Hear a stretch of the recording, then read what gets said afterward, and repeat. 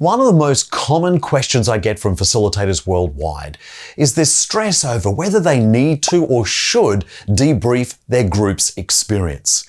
Now, if this sounds familiar to you, my promise to you is that you're going to walk away in the next couple of minutes with 2 or 3 really powerful frameworks that will help you disappear this uncertainty.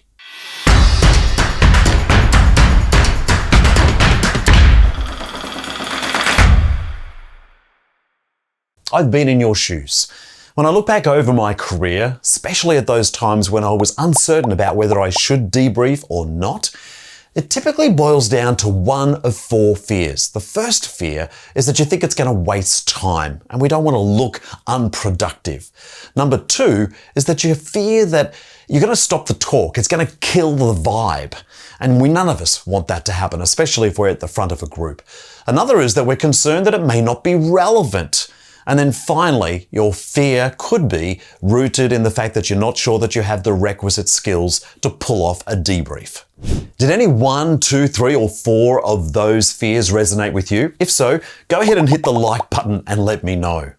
Now, if there's one topic that I have focused a lot of attention on during the course of my career, in my training workshops and my one-on-one coaching sessions, is this concept of the debrief skill or the reflection session. And often I like to break it up into several parts, the why, the what, the when, and the how. You could also look at the who and the where, but those first 4 are particularly important. And I think this question, this uncertainty of whether you should or should not debrief an activity, actually comes under the heading of what. That is, what to debrief and what not to debrief. So, let's get started. Let's remove this uncertainty. And I'm going to provide you with 3 powerful frameworks or lenses through which you can actually help decide whether in fact you should debrief or not. This first lens should come first because it's basically asking a question. Are you leading an education or a recreation? Now, what I mean by that is, and it's not a good, bad, wrong, or right, but typically, in a really broad, generalized understanding, if you're leading a recreation, it's about having a great time, providing lots of opportunities for interaction and sharing, but perhaps there's no growth or learning or development at play. Now, those things can occur within a recreation, but if they do, it's more often than not because the individual, the participants, actually took that knowledge on. In the context of group facilitation, if you are involved in experiential education, that means a critical element of your programming paradigm is a reflection.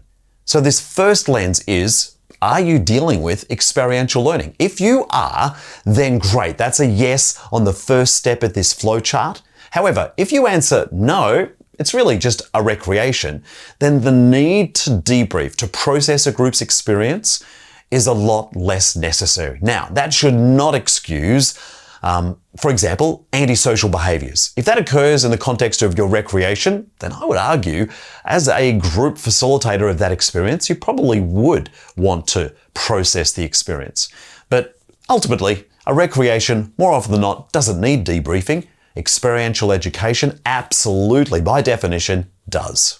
Now, if the game you are playing is one of education, that is to say there's some form of growth, learning, or development, the next lens through which you view your program and this understanding of whether you do a debrief or not is what difference are you trying to make in your program?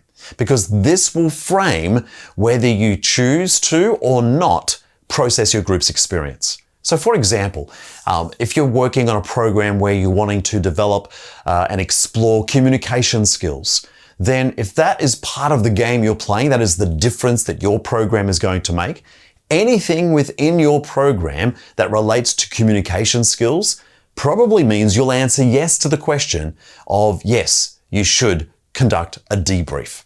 However, let's say that during the course of your program, other issues, which is pretty natural, also bubble up. It may then raise the question, do I need to debrief those or not? For example, let's say it's gender issues. If that raises its head and it's not part of your explicit goal or the difference you're looking to make with your program, then the next lens will help you decide whether in fact you should debrief that experience around that issue or not. This third lens relates to significance. Regardless of whether the topic relates directly to your goals or the difference you're looking to make or not, if the issue is significant to the life or dynamism of your group, then I would argue, again, in the step-by-step approach in your flow diagram, that your answer should be yes to actually conducting a debrief for the benefit of your group. Significance is such an incredible lasso around many parts of your decision making that will help you decide when you've got this uncertainty around whether you should or shouldn't conduct a reflection experience with your group. So consider, is it significant?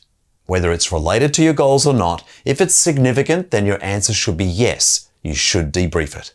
Now, I should say, if your answer is no, it's not significant, then don't bother to process that group's experience because it's akin to beating a dead horse. No matter how much you beat it, it ain't gonna move.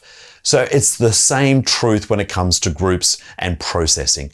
If it's significant, no matter whether you plan for it or not, you should probably pursue it. But if it's not significant, you can let it go and move on. Okay, so we've boiled down some really hefty principles here into really 3 succinct, simple frameworks. The first question on your flowchart is really to ask, are you engaged in experiential learning? Is that the paradigm of education that you're working with? If the answer is yes, then it's required at some point to invite your group to reflect. But if not, then it's possible that you don't need to. The second lens is related to the difference you're looking to make with your group.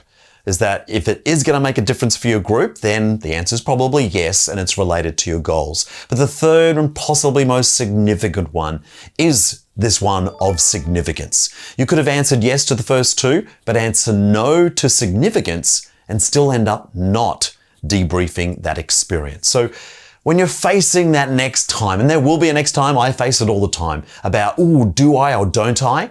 Quickly go through those 3 frameworks and it'll give you a clue as to whether it's worth investing your time and energy to engage your group in some form of reflection. Okay, so if this topic really interests you and you'd like to learn more, I've got a couple of things for you. But first of all, go ahead and hit the like button because that sends a strong signal to us to actually generate more content of this nature. And if you really like it, go ahead and subscribe to our channel and hit that bell notification so we can let you know the next time we drop some content.